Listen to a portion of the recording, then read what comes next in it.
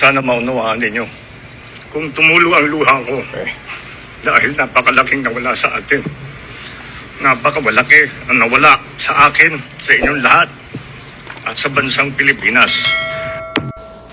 Anong nawala sa'yo? Tumulo pa luha mo dahil may nawala sa inyo? Alam mo, sa lahat ng presidenteng nakilala ko, sa lahat ng presidenteng inabutan ko, ikaw lang yung pinaka 80-80 sa lahat. May paiyak-iyak ka pang nalalaman. May nawala sa inyo, tumulo yung luha ko, may nawala sa inyo, may nawala sa Pilipinas. Walang nawala sa inyo. Ang kakapal naman ng mukha ninyo na nasasabi nyo pa yan. Anong nawala sa inyo? Halos lahat nga sa inyo napunta eh. Halos lahat nasa inyo na. Kung may iiyak ang Pilipinas ang dapat umiyak. Ang taong bayan ang dapat umiyak. Dahil garapalan yung pagnanakaw ninyo sa gobyerno. Garapalan yung pagnanakaw ninyo sa pera ng taong bayan, sa kaban ng taong bayan. Tapos may paiyak-iyak ka pa dyan. Kasi nga may nawala. Ang lalalim na ng mga bulsa ninyo. Lahat kayo, pera lang doon sa mga matitino. Lahat kayo na nasa gobyerno ngayon.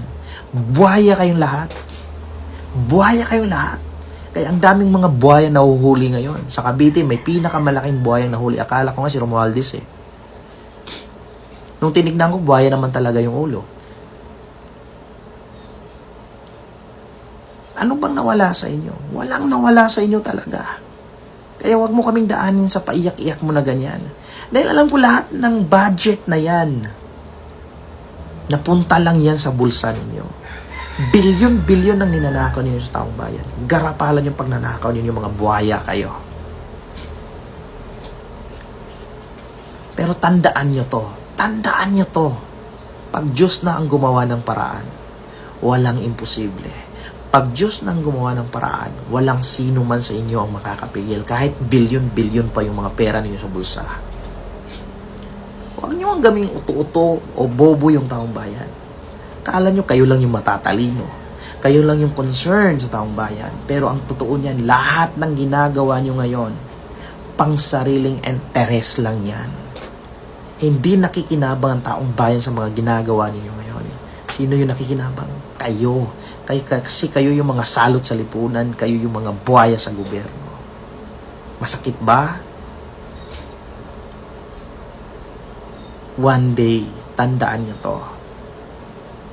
Pag Diyos yung gumawa ng paraan, lahat kayo pupulutin sa kangkungan. Lahat kayo, pagbabayaran nyo lahat ng ginagawa ninyo pang-aapi sa mga Pilipino. Dati akala ko, pinagdadasal ko pa dati na sana makaupo yung Marcos ulit. Para makita at patunayan na mali yung bintang doon sa kay Marcos Sr. Kasi idol ko yun si Apo Lakay Sabi ko, dapat makaupo si Bongbong Marcos para patunayan sa Pilipino na mali yung bintang sa Apo Lakay dati na magnanakaw, diktador, magnanakaw ng gold, magnanakaw ng pera ng bayan. Pero alam mo ba, sa pag-upo mo, BBM, parang pinatunayan mo na rin sa taong bayan na tama lahat ng mga sinasabi ng mga Aquino before sa pamilyang Marcos. Parang pinatunayan mo. And mark my words, wala nang Marcos na makakaupo sa gobyerno. Gising na ang taong bayan. Gising na. Ang sarap ninyong burahin sa Pilipinas. Kayo yung mga salot sa Pilipinas. Kaya hindi umaasenso itong bansa natin.